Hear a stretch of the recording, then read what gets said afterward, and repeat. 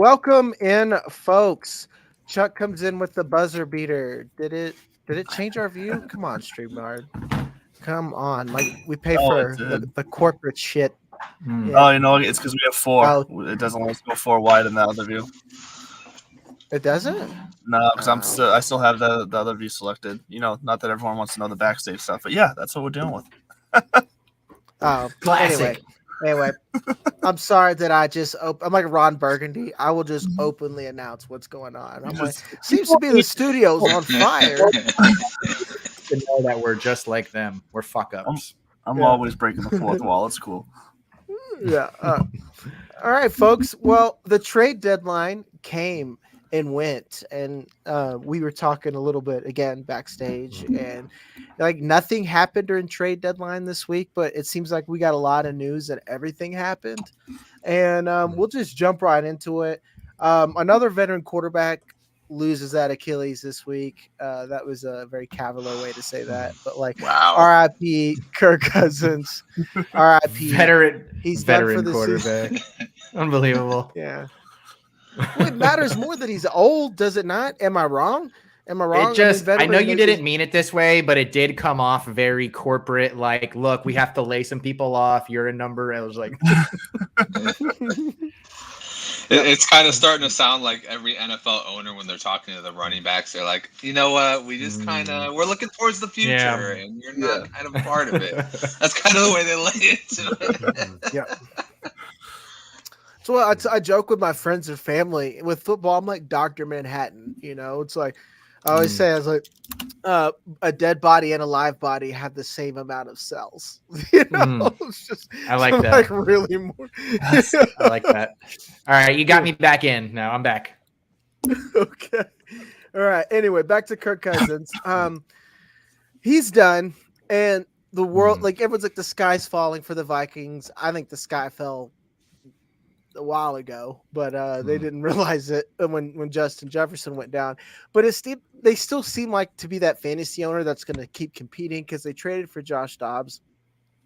And I don't know if this is just as much them being competitive, or them, you know, kind of hedging their bet on how long Kirk Cousins is going to be out, because it's one thing Aaron Rodgers was like beginning of the season. He like now we're week 9 coming up now or something. We're so far where I don't even know what fucking week it is anymore. And they trade for Josh Dobbs. I just think that's kind of telling on Jaron Hall. I see a lot of people picking up Jaron Hall. And I just think that Josh Dobbs is going to be the guy. And Josh Dobbs is likely on a roster. The real question is, how does this make us feel about the pass catchers going forward? Because I feel like we understand what we have in Josh Dobbs. We understand what we have in Addison now. Like, he looks pretty good. KJ Osborne is a body who can catch the ball sometimes, and then Justin Jefferson is a stud. And Hawk. So do we feel the same about them this season? Do we feel good that Josh Dobbs can at least get them the ball? Or do we feel like it's like you can't even win now with these pieces? Andrew, we'll start with you. So I think Addison and Hawk are still going to be fine. And they're taking a step down for sure. My question more so is more so around Justin Jefferson. Like, to me, the question is more, is Josh Dobbs enough for Jefferson to even come back this year? Because when I first saw the news that Kirk Cousins tore his Achilles and was out, my immediate thought was Jefferson has no reason to come back this year. Why would he do it? Is Josh Dobbs enough reason to get him out of the locker room to finish the season off with him? I guess we'll see. I think Addison and Hawk are still going to be good plays. I think their ceiling is now a little bit lower though. But yeah, KJ Osborne that's a tough flex play for me going forward now. Yeah. Yeah, because it's not that Osborne's always been a jag. He's just been a jag that's in the perfect role in a good offense. Like KJ Osborne is not like literally when every receiver dies and KJ Osborne's a wide receiver 1, he probably will still perform the same because he's just not that great. But like when he's that third guy, arguably fourth guy, man, can he be a linebacker? Like he can do it, you know. So I'm in the same boat, Rare. Chuck, are you any positive on here or negative? Do you think? Yeah, I'll throw a positive swing on this. I'm happy to see them go after Dobbs because it shows that they're being active. And this could still, with all the quarterback stuff going on in the league, this could still be like a top 12 offense, maybe top 15 if they just get top 22 quarterback play. However, the pivot, and look, and here's where I pivot away from this. It might not be Joshua Dobbs because he showed us over the last month that, I don't know. Nick Mullins. There's a floor. There's a floor. I think Nick Mullins could actually end up being the play here, and I think he's the highest ceiling guy for this team. Look, Justin, this isn't about the player. All right, this is about what he's been capable of doing. The last time we saw him in that Shanahan offense, 10 games. Didn't have a single one under 200 yards, 12 touchdowns in 10 games. And he will be working with better talent this year than he did in San Francisco in 2020. I don't think Jefferson's going to pack it in. If he was older, or possibly he's young, man, and he still has to go out there and get the job done. That's his job. His job is to go out there and play football. I don't think the injury was severe enough for him to pack it in. I get why he would, but I just don't see it happening. Also, the Vikings have until the end of the year, they have one of the easiest, if not the easiest schedules in the league. They're about to get the Saints at home, and then they get the Broncos, the Bears, the Raiders, and then they have another game against the Packers and then a game against the Lions at home. Like they think they're competing. Jagger, you mentioned like the contender, the fantasy content guy who thinks he's still contending. They think they are. So if you have these assets, you have to be happy that they're at least not going to, trot out some sad rookie like a Jared Hall and just let the season fart away. Yep. Hi, David. David. Yep. Yeah. Well, Justin, you already shared your thoughts on Nick Mullins. I think we got that there. But to me, I think the best case scenario is probably Dobbs. And like I said, I think he's competent. I think he might be a little worse than Jacoby Brissett, and I mean that as like a good thing because I think Jacoby Brissett is a high-end backup. Like Heineke's kind of like a high-end backup. I haven't waited on Heineke to start since like week 2. So, and that's something that I could segue into in just a minute. Looking like it's time. Yeah. But if anything, the real question is, and I don't know if we talked about this last time I was on. Everything's been weird and holidays have been weird. Is that like when we say like a buy window on Justin Jefferson, I'm not saying that Justin Jefferson is on a discount. Like I did a trade that someone might argue is a discount, but it's Dynasty and I really like the player, so I don't think it's a discount. I basically traded Jefferson for Garrett Wilson in 2 seconds. And a lot of people think that's cheap, but I think Garrett Wilson is a very good player and just as talented as Justin Jefferson. I know that's quite crazy, so I don't think that's too nuts. But the point I want to get to is that now you can make trades. People are willing to listen. Because before I would just see Justin Jefferson and I'm just like, boop, I don't care. Because he's one of those players that I can't. It's impossible to reproduce that production outside of Jamar Chase. So, and I'll just segue into the next one. I kind of have this a little bit further down, but Taylor Heineke's now named the starter. Thank fucking God, man. Thank God. Like I know that is crazy, but it is. I mean, we all said the bar was fucking low to get better than Marcus Mariota. It was way low. It was like that first step to get into your house on the stoop low. And I swear to God, Desmond Ridder fumbled the bag, man. He, instead of jumping hitting that bar, he fell down, busted his knee open, and I was crying for mom. I for one think this improves the entire offense. Again, I'm not saying he's great, but he can at least get the ball in like the ballpark. Justin, we'll circle to you here. You got to think this is better, right? Like, do you feel better about Pitts? Do you feel better about Linden? Bijan, I don't know. Is he sick? Does Arthur Smith want to fuck with us some more? It was. You said the floor molding was like that first step. No, it's kind of like that little. It's kind of like that floor molding. Like the bar is so low, it's the floor molding that should be a little bit elevated. Where you say to your 2-year-old, "Watch your step. Don't drag your feet. You're gonna kick it." That's how low the fucking bar was there. I mean, goddamn, this guy turned over the ball like 7 times in the past 3 games, and he did it so differently each time. It was kind of ridiculous. He had 3 fumbles one week, and then he had 3 interceptions the next week, and then you were like coming here going like, how can he give it away this week? I'm glad that Heineke's in there. Maybe finally we can see this offense work to where we think it's going to work. I mean, I don't know if you guys ever watch that guy Benchwarmer Stan. He's got a hilarious fucking page. And he went off on the Bijan Arthur Smith thing.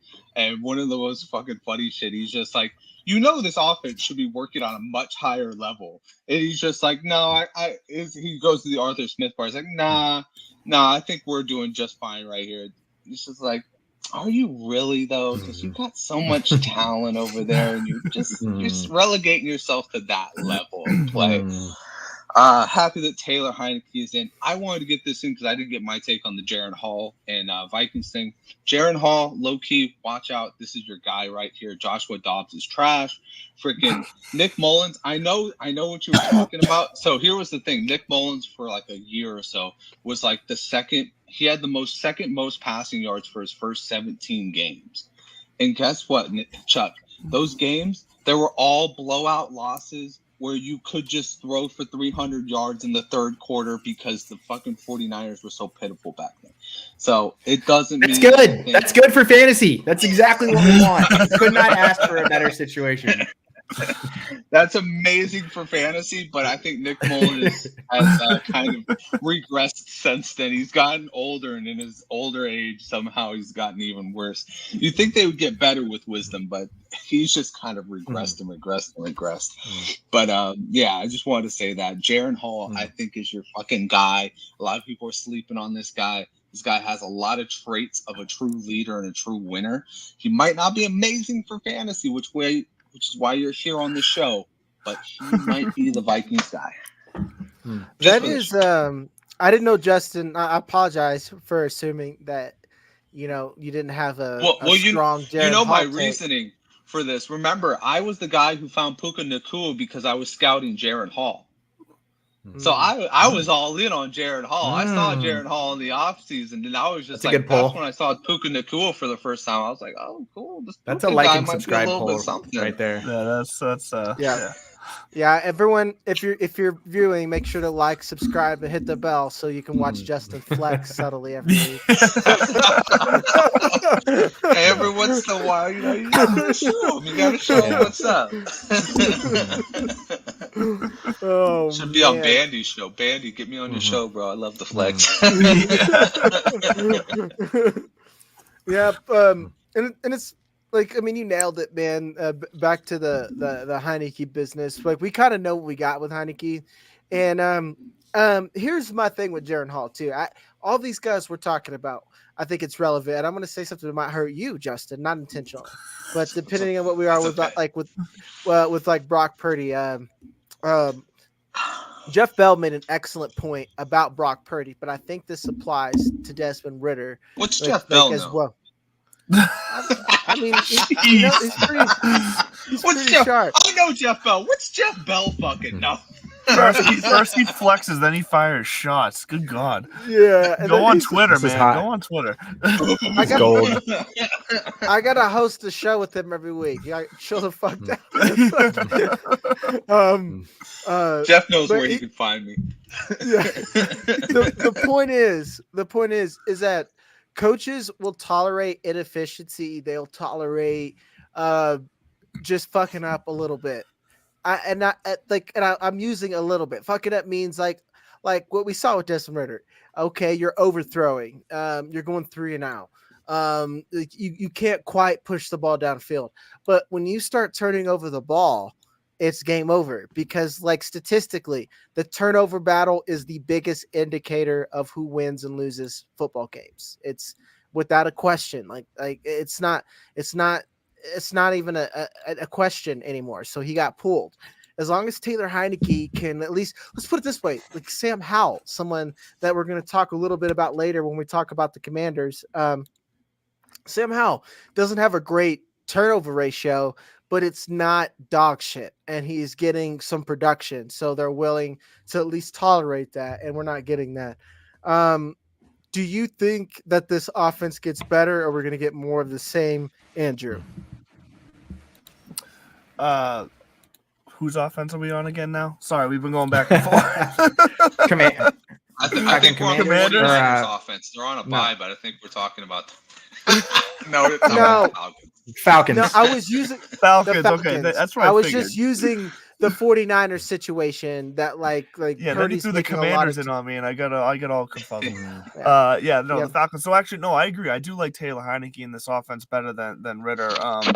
I think the fact that Heineke's not going to be as much of a threat to run as Ritter was, even though that was used minimal, I think that's going to allow this offense, as crazy as it sounds, to focus in. I think this offense needs to focus on just simplifying, getting the ball to their weapons. It's kind of A, B, C done. And I think Taylor Heineke can accomplish that, keep the ball, keep the offense on the field.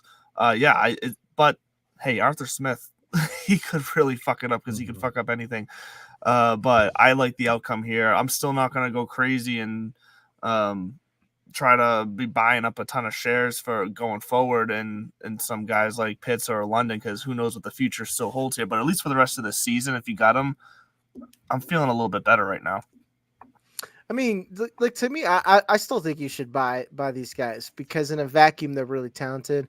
And to me, you like, at what point are you going to ask questions? It's kind of like Justin said, man. Like, your offense is barely winning games, and you're not playing playoff football. You're not going to make it out of the divisional round playing like that. And then Matthew Berry, like, I know we all saw the post with Matthew Berry, where it's just like, okay, you hate fantasy football. Most of the NFL hates fantasy football when they're in it, because we're pieces of shit. But you can't make football decisions based off this. David. Yeah, David, I'll jump in here and say I lean a little bit more towards your sentiment there than I do the rest of the groups. Taylor Heineke is not good. He's not going to throw interceptions. So I'm glad you brought that up. He didn't throw a single interception in 9 starts last year, but he's playing with an equally conservative coach. And that's the big problem here, is that Arthur Smith still coaches this team. And until he shows me more reason to trust him than he's shown me more reason to not trust him, I don't feel any differently about this team, not even a little bit, not from what the offensive skill players can do, not from a wins-loss standpoint. I did like that Heineke was ready. He stood in the pocket and he delivered some nice throws over the intermediate area. But Desmond Ritter was coming alive these last 3 or 4 games. He was producing for Kyle Pitts. He was producing for Drake London. It's really just the Bijan stuff that has been eating us alive. So for the rest of this season, I just don't know. I might just abstain. Acquire talent is always the move. So I completely agree on that aspect, if this is a potential window to get some guys, but I'm just not sharing the optimism I think everyone else is. I guess the example for me is I've seen Taylor Heineke get production out of talented players. Like, I wish Taylor Heineke was back in the Commanders, because Jahan Dotson and Terry McLaurin were weekly producers still. And with all that production Sam Howell's getting, I feel like it's barely.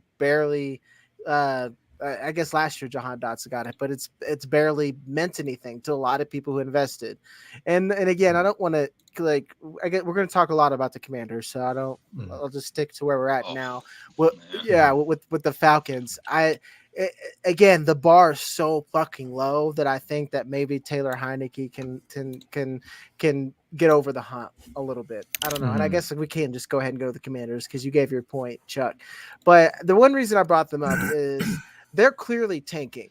And I really wanted to spend some time on this team, because Sam Howell is an asset that is producing at a high level, but he is a dynasty trap. He is a dynasty trap. Guys are going to see this production and they're going to be like, well, I liked him in college and he's a second-year player. All they need to do is this. I just think he's a trap, man. And I could be wrong. But let's just think about why I could be right. He's a 5th-round pick that isn't really what I just said, isn't really doing much outside of Blake Bortlesing it, Jameis Winston it. 2, Ron Rivera's gone. He is gone. Yep. And 3, is Eric Bieniemy the guy? I don't think so. I don't think Magic Johnson's in there now, and I don't think Eric Bieniemy's done enough to. Magic Johnson's a winner, and I'm not saying he knows anything about football, but he at least knows, hey, I don't think this is it. Get the fuck out of here. I'd rather risk it on Deion Sanders or something. I'm not. That's just me being crazy. I'm not saying, but like that's the kind of guy I think he'd want to hire, is someone of that caliber. And then on top of that, they are clearly tanking because they gave up 2 quality pieces on their defense that is already bad. So this tells me we want Drake May. We want, if we can, I don't know what their record is. They're probably in the They're 3-5 right now. They're actually not as bad as I thought they were. No. So, I mean, they could be playing for Caleb. I don't know, but they're trying to tank now. They've realized what we're talking about. They're not a contender, and they need to reshuffle. So, Chuck, since you were last time, we'll circle back to you.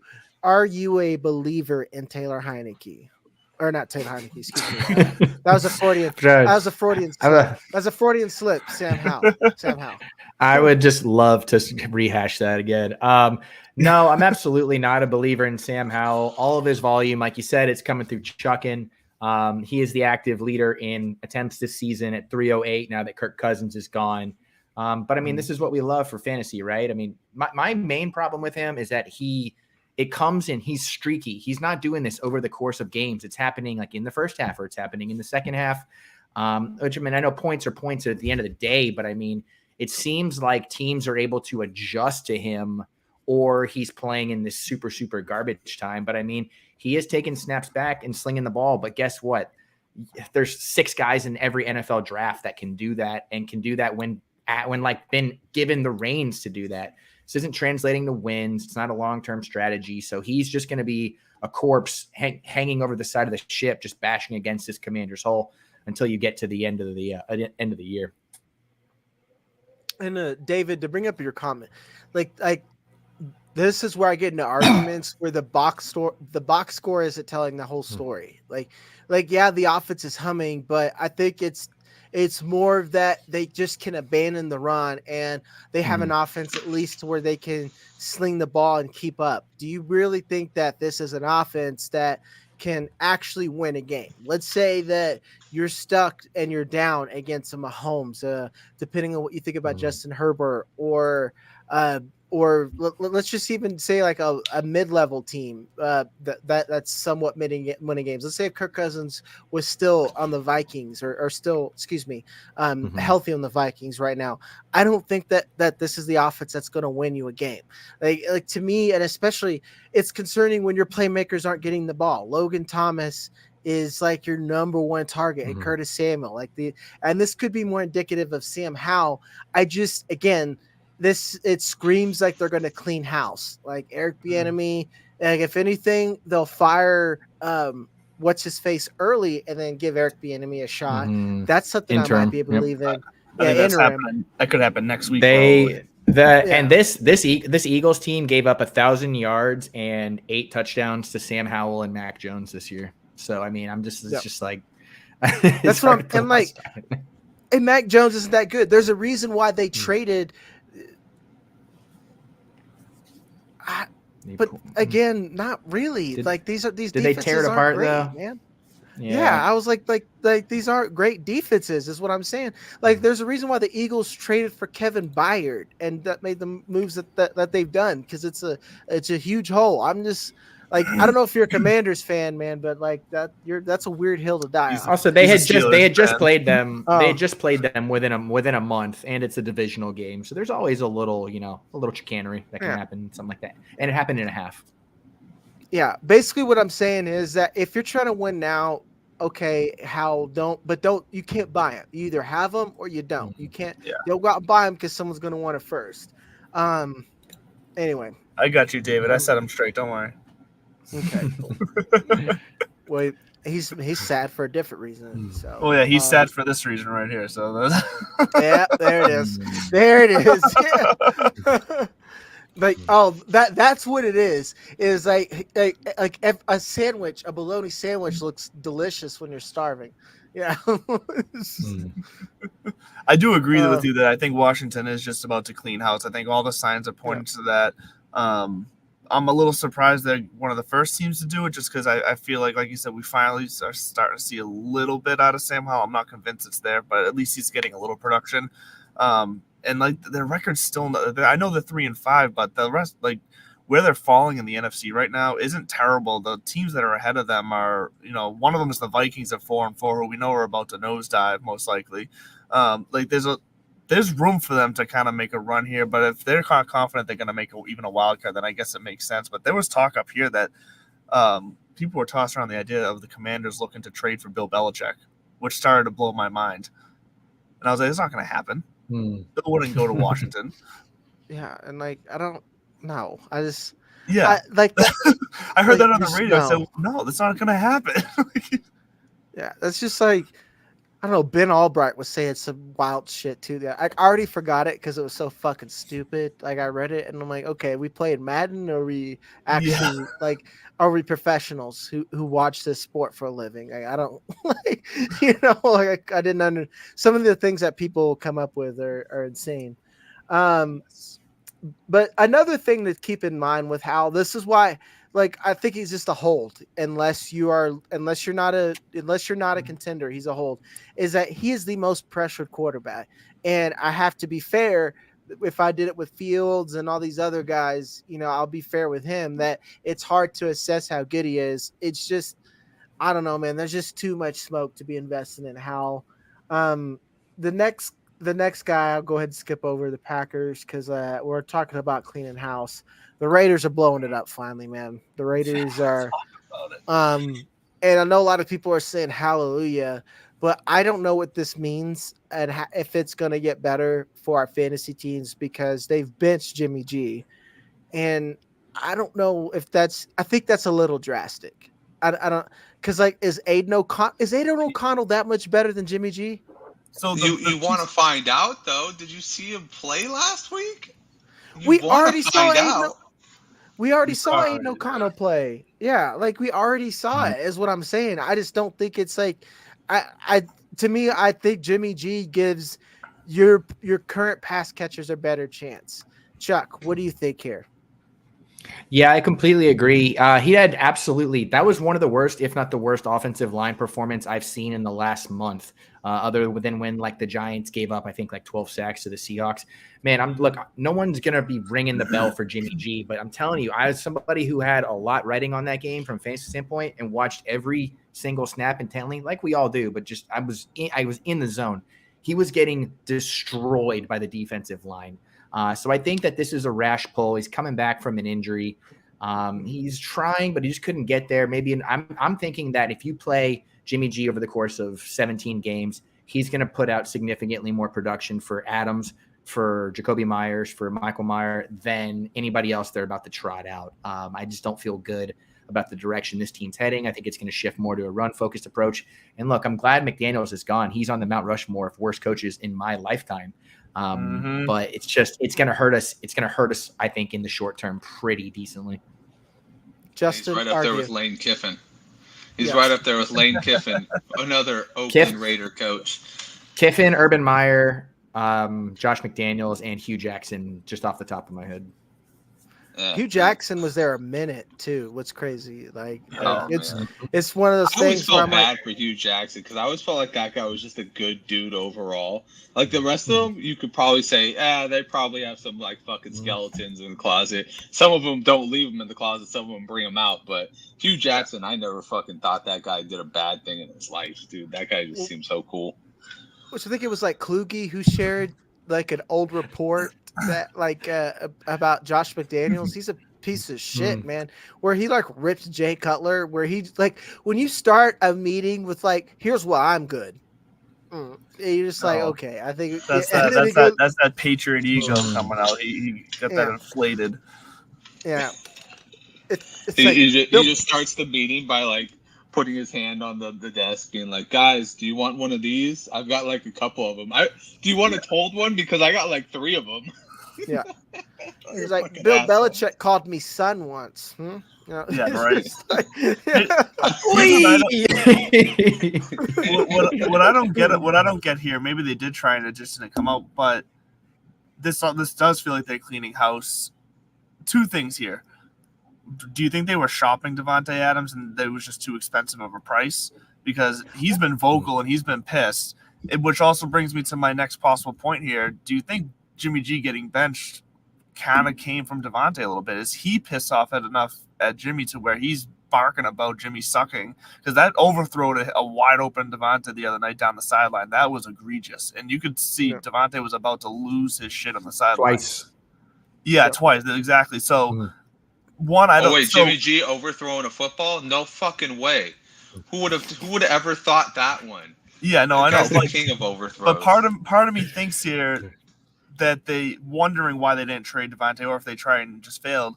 And then part of me says also if Davante's sitting there going, "Well, you kept me, you didn't send me out of here to a better team, so now you need to listen to me, and I don't want Jimmy G throwing me the ball." I could see that happen because he looked pissed. I think it's both of those things, man. Like, I think they cleaned house because, like, it's not working there, and then you got nothing. And that's like, especially with the GM going, and you paid for Jacoby Myers, you paid for Davante Adams, you bring in half of the roster of old Patriots players, and what the fuck do you have to show for it?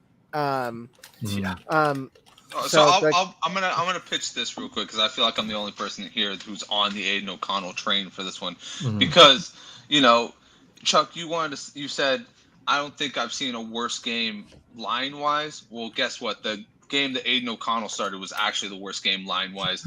He gave up 7 sacks, and 6 of them came to the legend Khalil Mack in his revenge game against the Raiders. But I'll tell you this, guys. Like, you don't want Jimmy G running your offense, and you don't want him running your offense unless Kyle Shanahan is behind the helm and can control and mitigate him a little bit. This team, I think you have to go forward with the rookie because it's like, what else do you really have? Like, Jimmy G has kind of showed you what he truly is, and it's not going to be somebody who's going to be beneficial to Davante Adams, period. At least with Aiden O'Connell, he's going to throw it up there, and he's going to be like, okay, like, let's figure this out. Let's see if we can get big chunk yards with Davante Adams. He's going to know where his checkdowns are. He was a winner at Purdue. I mean, and you know what? In that game, Josh Jacobs came alive. Josh Jacobs had a good game. You should want him in there because he was checking it down to Josh Jacobs like all day long. Times. He wasn't throwing it high or low, or he wasn't trying to jam his fingers. He was getting it to him. And that was probably Jacobs' best game of the season so far. Was that the one where Jacobs had like 4 carries for -1 yard or something? Was that same game? But he had like so many catches.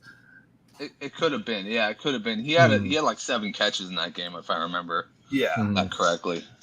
It was But anyways, I don't know. I mean, I think you got to try something new with this, and you're definitely not trying Brian Hoyer. So, the only other new flavor in there is Aiden O'Connell. See what he can do, and if it helps you out, it helps you out. If it doesn't, then you have your $14 million man sitting on the bench.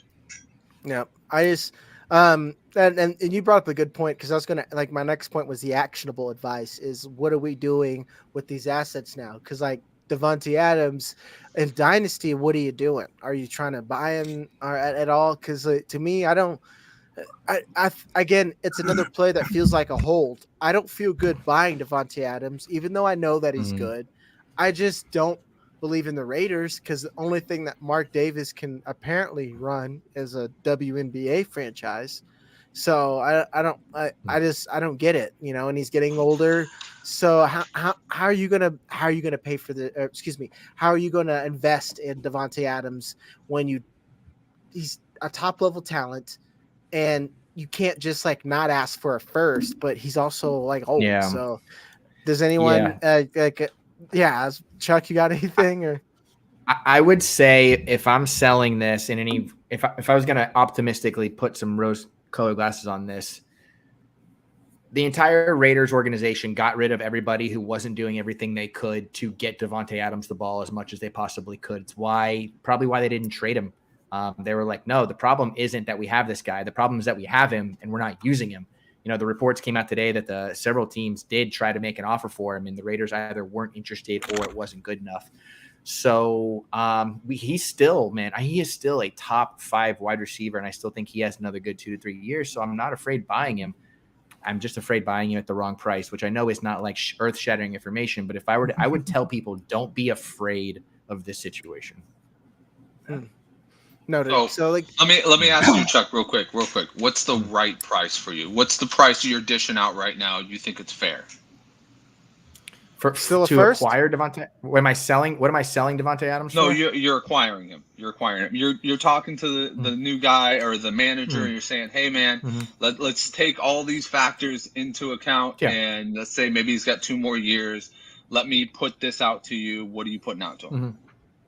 Probably do an early second. See, that's fucking cheap. I wouldn't sell for that. I feel like I wouldn't sell. Yeah, I'm with Jagger on that one. Yeah, that's what if it's not a first coming my way, I'm not selling. Yeah. That's why I said he's a hold. Like I just feel like he's a hold. Not with this right class, now. not with the 2024 class, sadly. Yeah. Well, we'll hit a break here and pay some bills, and then we'll come back and talk a little bit more of the this week of madness. Fantasy Sports Corp and Underdog Fantasy have teamed up to start your fantasy season off in the win column with Best Ball. What is Best Ball? It's quite simply the easiest way to win. No team management, no trades, no waivers. It's their biggest contest ever, and it has only gotten bigger. You simply have to sit and win. You don't even have to set your lineup. Always get your best score every week. Just enter a contest, draft your team, and Underdog will do the rest. What could make this even better? How about free money, up to $100 using our exclusive promo code? Go online now and use the promo code TSSDYNASTY to double your deposit up to $100. You tell them Gingerbread sent you. Good girl. Tell them Gingerbread sent you. Most importantly, tell them that TSS Dynasty sent you, because that's how we get paid, actually. Gingerbread doesn't make shit off this. So as always, like, subscribe, and hit the bell. We've been shitting on the Raiders. Another one, I know I wanted to hit that break. One more point is someone that I really like, Jacoby Myers. This is another guy that we got to talk about. I think he played well. I think he's back to being not worth shit anymore. I think that's sad, but I got a couple of pieces that I bought into, and that bag is heavy. Before I move on, does anyone disagree? Are you still in on Jacoby Myers, or? I still like him as a real world NFL player, but when you go 3 quarters being, in this last week's game with a 0, in a game where they could have used him to try to better that game for them, and they just didn't. I know part of that was. See, that's the thing. I was gonna say part of it is the pressure he was under, but Jacoby Myers is the perfect type of receiver where if you're getting pressured, you get it to him quickly, and he gets you out of that pressure. So it didn't make sense to me, but they did some really weird stuff. They had him in line blocking on like 6 or 7 plays. I'd never seen anything a wide receiver used quite like he was. It was a real concerted effort to get Josh Jacobs going, and that was honestly really effective for them. That was that drive where it seemed like Jacobs got the ball 12, 13 times in a row. But you know what? That coach is gone, so fuck them all.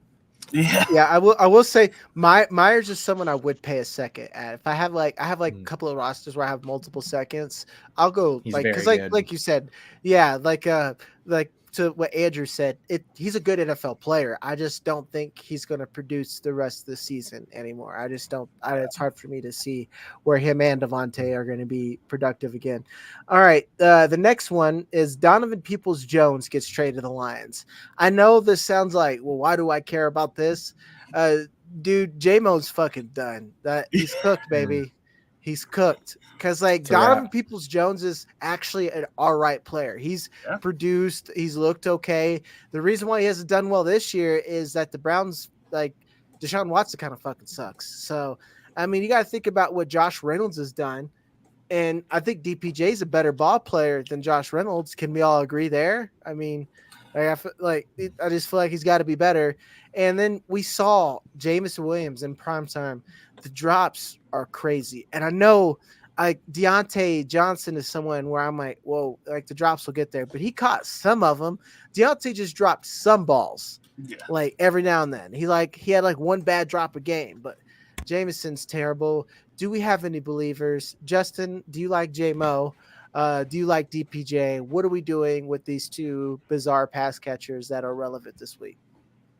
Yeah, I mean, I don't know. I think DPJ he's kind of like one of those guys that you kind of send a prayer up every time you got to start him because you're hoping that he's going to get a deep pass. I don't like either one of them, to be honest with you right now. You know, Jameson Williams, he is slowly working himself into being traded next year to some other team because they don't want to pick up a fifth-year option on this guy.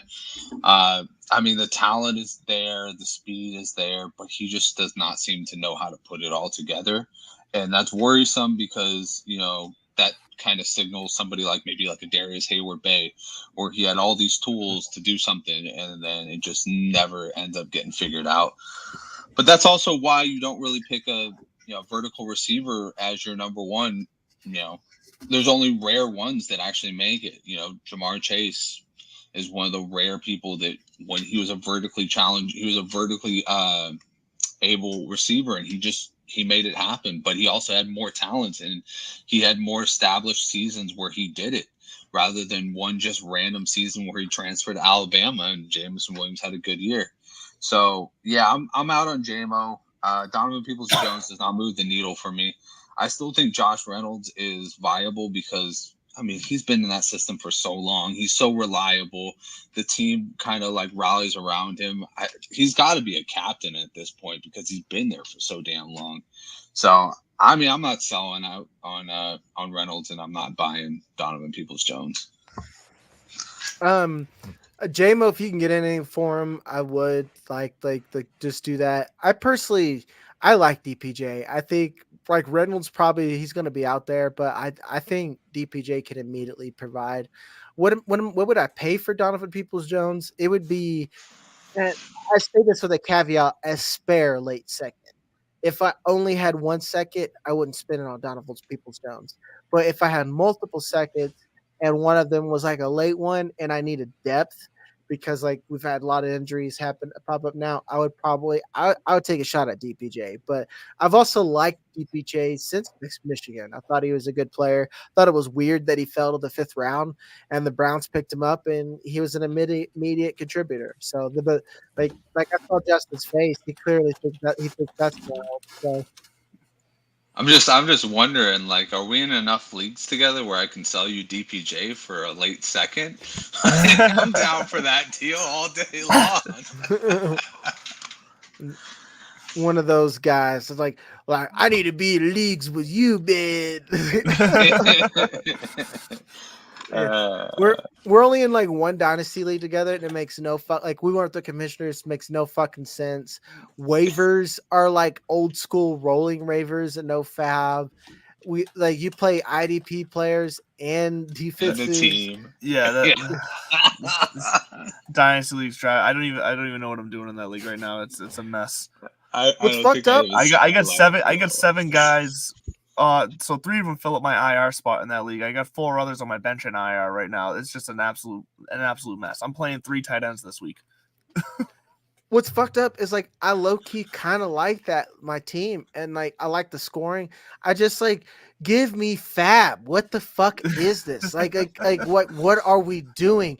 And then on top of that, like I don't need defensive DSTs. Like what is like no, I'm fine with IDP. I'm cool with that. I've always wanted to dip some toes in IDP, but fuck. Anyway, I digress. The last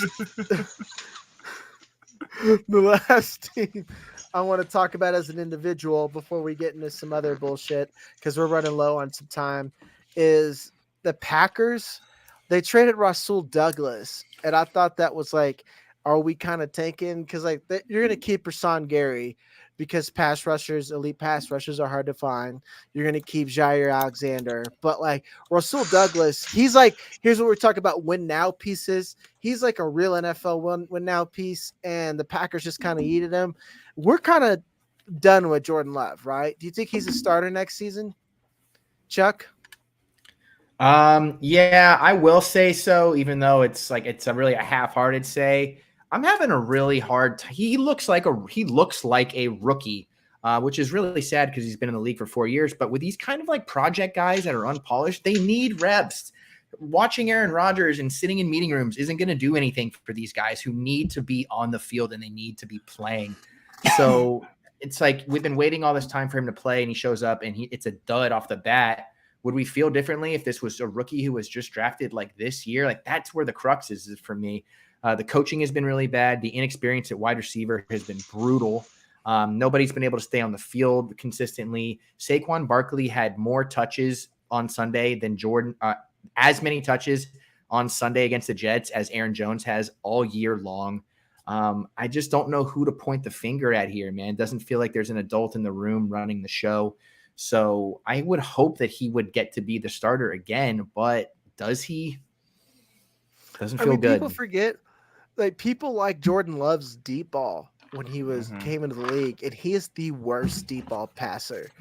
It's bad. And like it's one of those things that like I haven't looked and put real eyeballs on it to assess, but guys that I trust, a lot of it said it's more about timing and less about just being like Jimmy G, for instance, just fucking terrible. Yeah.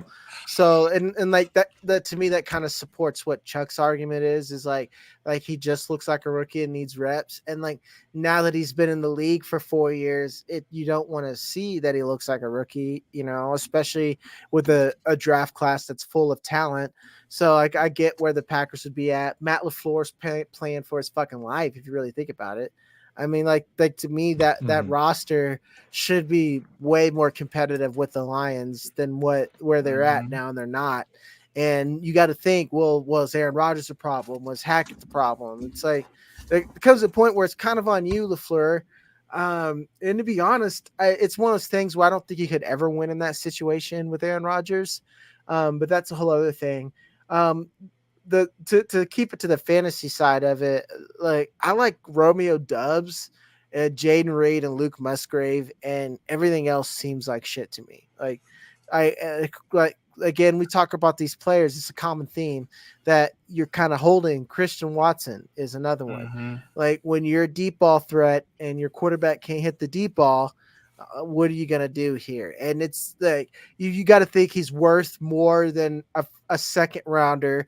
No one's going to pay a second or no one's going to sell for a second. And I'm not going to sell for less than a first probably, or at least at a package deal. Andrew, do you have any positive thoughts on this Packers team? The only positive thought I have is that I don't think they are being dicks and purposely tanking. I think they just suck. And I think they're just going to suck the rest of the year. I don't think this is like something they're choosing to do. It's just the way it is, unfortunately. The Christian Watson thing, that hurts because I have a lot of shares of him. He mainly is a depth piece, but there was a couple of leagues where I ended up having to wait on wide receiver, and he was my wide receiver too, and that's just been abysmal. So he's not even looking his way, like, ever. And I get it, he's a deep ball threat, and he can't throw the deep ball, but he's one of the more athletic guys on the field at any given time, and they're just not able to put him in situations where they can use him and get creative with him, and that's disappointing. So no real positives for me with this team. Yeah. And it's mind blowing because like I keep saying this, like Dontavian Wicks is like, he's a guy that I liked as like a depth piece, but I didn't think he should be getting more targets than Christian Watson, and that's what's happening. It's pretty disturbing. The next one, Will Levis. This is fool's gold if I've ever seen it. I watched every snap, man, and I know this is crazy. I still think Will Levis is dog shit. I'll give someone else a chance to come in and be positive before I shred him.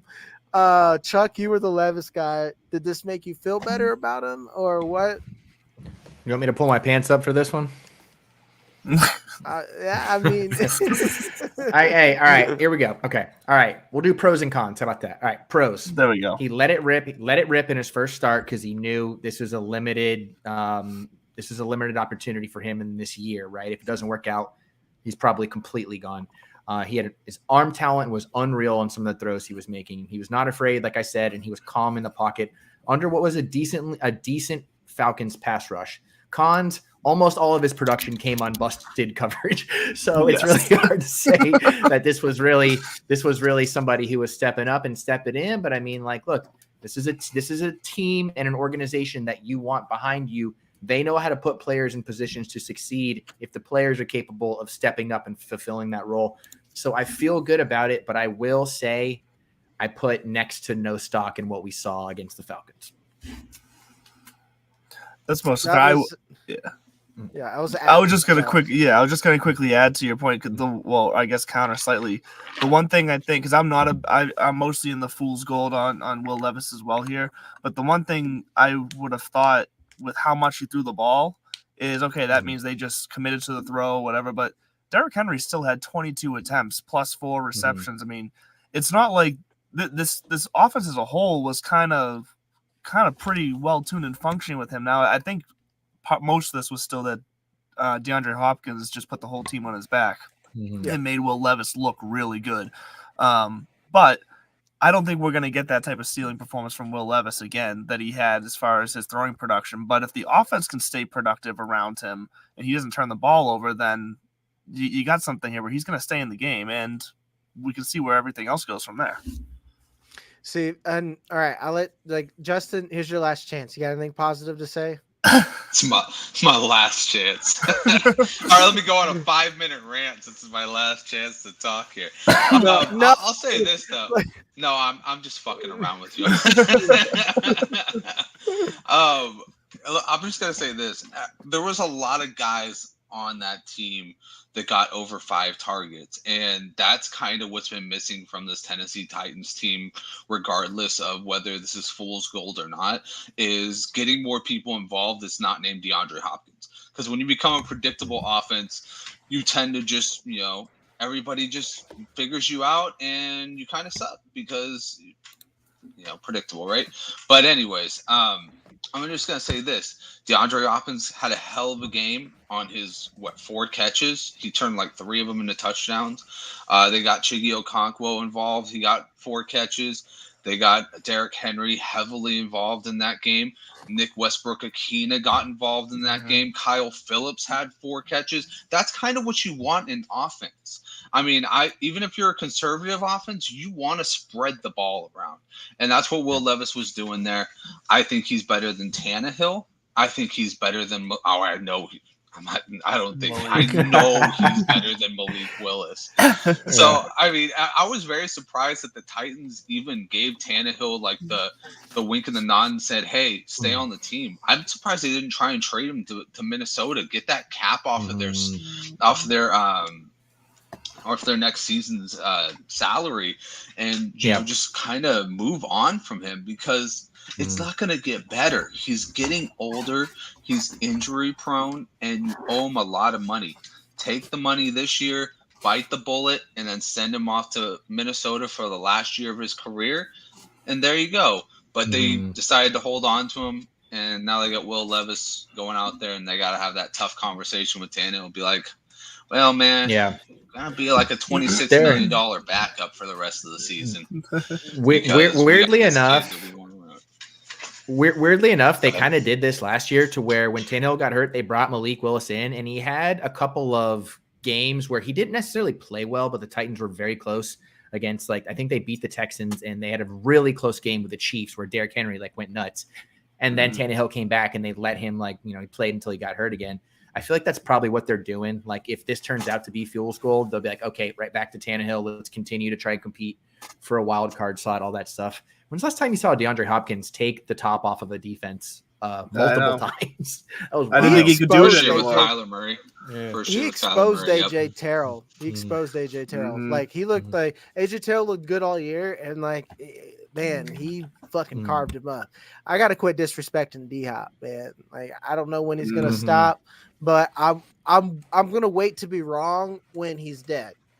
Fuck fantasy wise, I'm not gonna try to predict it or get ahead of it because he's one of the GOATs, and I will say you guys made me feel more positive about Will Levis, so I'm not gonna completely shred him. I think he is better than Malik Willis now. But no, I think he is better than Malik Willis. You know it. He's already proven it. Come on. Okay, I'll just. I am pretty sure he is better than Malik Willis now, but here's my problem, guys. I saw the same fucking player I scouted in Kentucky in the combine. Every one of his touchdowns were the most interceptable balls on the planet. The first one on AJ Terrell, where he got cooked at, that ball should have been an interception. You can't throw a ball late, behind, and inside on that deep ball, because let's say AJ Terrell had him properly stacked up against the sideline, that should have been picked off. The same one on the other one, he had that ball throw inside. Each ball was incredibly fucking inaccurate.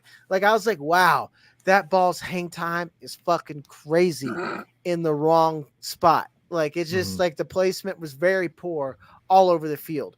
And I think it's just one of those things where the NFL teams weren't ready for it.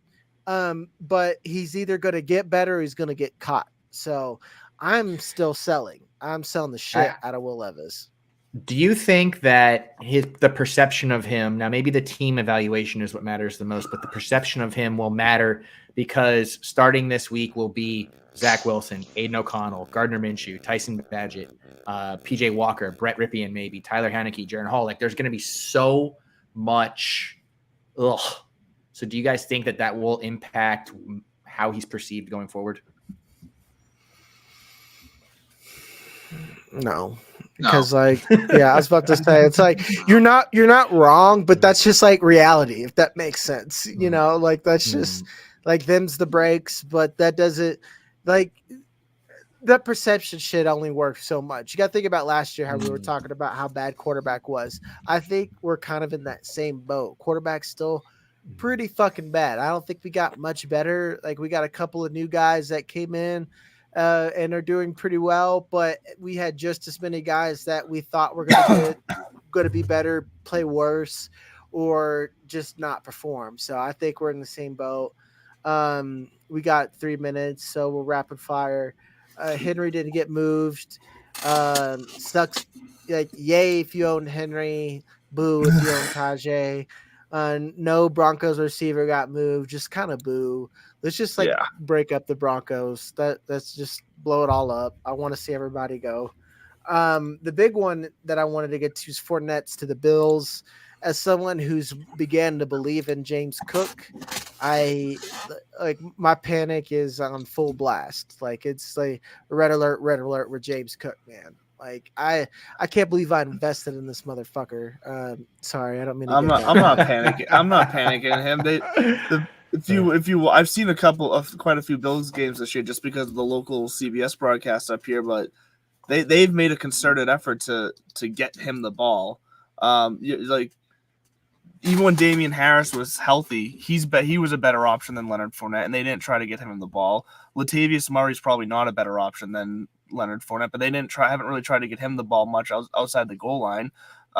James Cook has been very active all over the field, at all spots of the field for them in most situations. So the production needs to be better, but I think they've proven that they're all in with James Cook at this point. I'm not worried about Fournette at all. That just seems like an absolute playoff run depth piece just in case.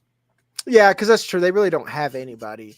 So it's just that, and I'll to allude to your point that you're probably right is that like out of the regression to the mean candidates, James Cook's probably the top. Where you think about the touches, everything that's there, that like it's one of those things. It's kind of like we were looking at with Deontay Johnson. It's like, when is he going to get a fucking touchdown? All the math says that like mathematically he is due. Like people like there's no such thing as he's due narrative. I'm like, mathematically it's true. Like players get so many touches, you kind of have to get a fucking touchdown eventually, you know, like it's really hard not to get a touchdown at this point. I feel like he's there. It's really disappointing because like we're at the point now, and this is we're going to move it to next week. We kind of already knew this, guys, but like roster audits where you're going to talk about, like, you're at a point where these players like James Cook that like, yeah, he's good, but is he good on your roster? Now you're like, you know, you're going to be looking at down the barrel of 4 and 5, you know, 3 and 6, and you should be moving James Cook. Should you be buying James Cook and stuff like that? So, yeah, guys, that is the trade deadline. It was it was still a disappointment somehow. These get better, but the NBA, they just have so much fucking fun, and I wish we could too. As always, my name is Jagger. You could see me on Twitter at Fantasy Blue Chip. I also host a start sit show with Chuck every Sunday. I do start sits for fucking 4 hours every Sunday, guys. It's a lot. It's my life. It's a lot, man. I do like 4 hours of start sits. And then Justin, you could see him on the flagship TSS show. And then Andrew Leduc, always bringing sophistication.